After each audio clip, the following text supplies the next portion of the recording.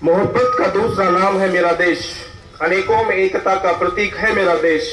चंद गैरों की सुनना मुझे गवारा नहीं, हिंदू मुस्लिम सिख हो या ईसाई सभी को प्यारा है मेरा देश।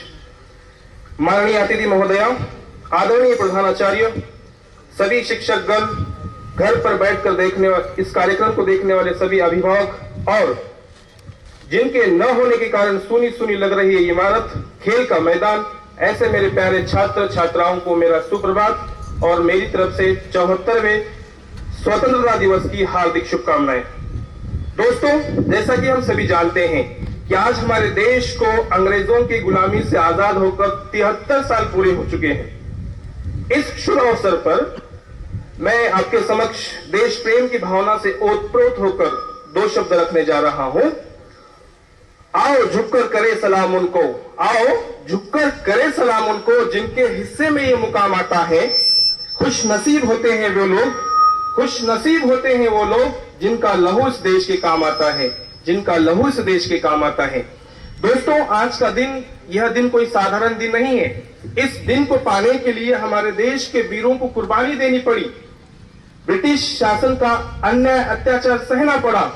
हमारे देश के साहसी वीरों के संघर्ष के कारण, उनके बलिदान के कारण 15 अगस्त 1947 को हमारा देश ब्रिटिश शासन से आजाद हुआ।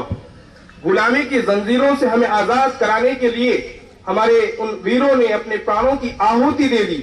सचमुच आसान नहीं थी ये खुशियां पा लेना, आसान नहीं थी आजादी की जंग।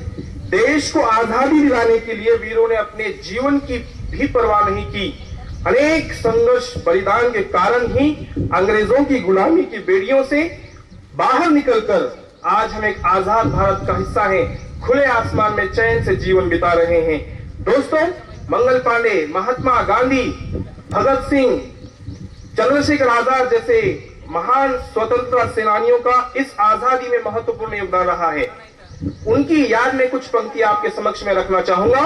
भूल न जाना भारत माँ के सपूतों का बलिदान, भूल न जाना भारत माँ के सपूतों का बलिदान, इस दिन के लिए जो हुए थे हंसकर कुर्बान।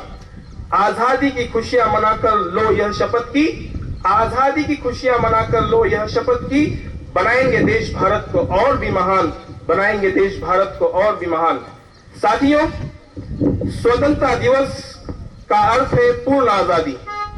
भारत 200 साल पुरानी अंग्रेजी हुकूमत से आजाद हुआ और 15 अगस्त भारतीय लोगों के लिए खास, शुभ और महत्वपूर्ण दिन है, क्योंकि पूरा देश इस दिन की पूरी देशभक्ति की भावना से आजादी का जश्न मनाता है।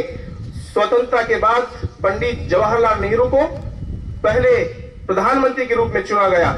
इसके अलावा उन्होंने राष्ट्रीय राजधानी नई दिल्ली के लाल किले पर तिरंगे को पहली बार फहराया।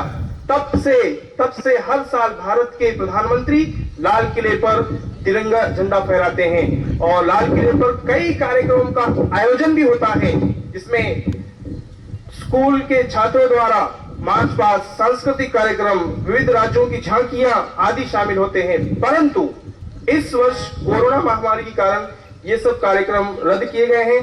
कुछ गणमान्य व्यक्तियों के माध्यम से ये कार्यक्रम हो रहे हैं। हम आजाद हैं, हम आजाद हैं। ये आजादी कभी छीनने नहीं देंगे, ये आजादी कभी छीनने नहीं देंगे। तिरंगे की शान को कभी मिटने नहीं देंगे। कोई आंख भी उठाएगा जो हिंदुस्तान की तरफ, उन आंखों को फिर दुनिया नहीं देखने देंगे, उन आंखों को फिर दुनिया नहीं देखने देंगे। साथियों, हमारा देश जो युवाओं के ऊपर बहुत ज्यादा निर्भर है, और किसी ने सही कहा है कि युवा, आने वाला भविष्य युवाओं पर टिका हुआ है। सही बात है। क्यों? क्योंकि युवा ही वो शक्ति है जो देश को आगे और उज्जवल बनाएंगे और अच्छा बेहतर बनाएंगे। तो इसलिए हम सभी युवाओं का ये कर्तव्य बनता है कि हम हमारे देश की हमेशा सेवा करें और देश को और बेहतर आगे बढ़ाने के लिए हर संभव प्रयास करें। स्वतंत्रता दिवस मनाने का उद्देश्य युवा पीढ़ी को देश के लिए, उनके लिए एक बेहतर जगह बनाने के लिए किए गए बलिदानों से अवगत कराना है। आन देश की शान देश की, आन देश की शान देश की, देश की हम संतान हैं।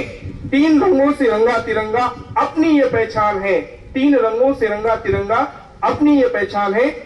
हमारा देश जिसका ध्वज तीन रंगों से मिलकर बना है, जिसमें केसरिया रंग जो बलिदान का प्रतीक है, सफेद रंग जो अमन और शांति का प्रतीक है, और हरा रंग जो समृद्धि का प्रतीक है।